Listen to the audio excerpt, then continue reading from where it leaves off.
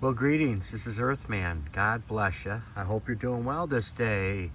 It is a beautiful day, isn't it? All right, to the point. I like saving my seeds.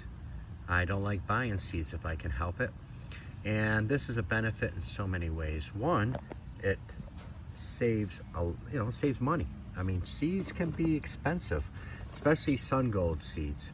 Not only that, I can look at all the different plants that I'm growing, and I can pick 3 of the strongest plants, maybe 4, and I'll take tomatoes off of them, and I will make seed. And I'm about to show you how I do my seeds, how I save seeds. I really love this plant.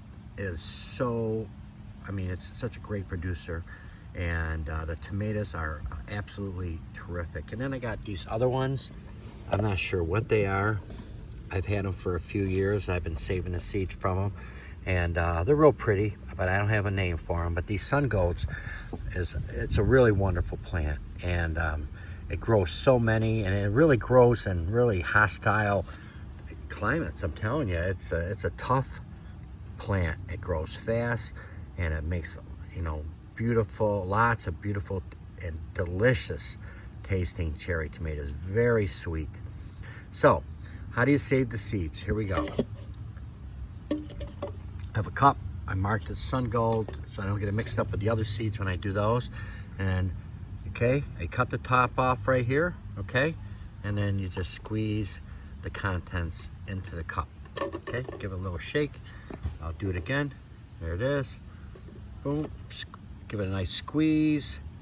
I know it seems like a waste of tomato, but I don't have a lot of tomatoes here, and I have so many I can do it.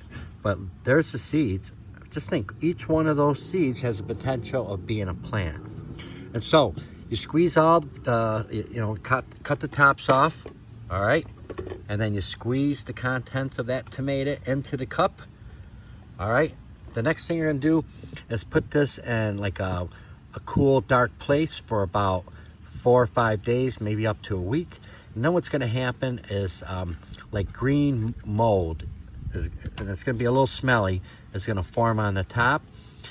That's when you know it's done. All that acidity, what's doing, it's breaking down the membrane on the outside of that seed, making it plantable for next year. So once that's done, what I'm gonna do is I'm gonna rinse them and through a strainer and rinse all that gook off of them, and then I'll put them on paper towel for a little bit just to dry, and then on wax paper to finish drying.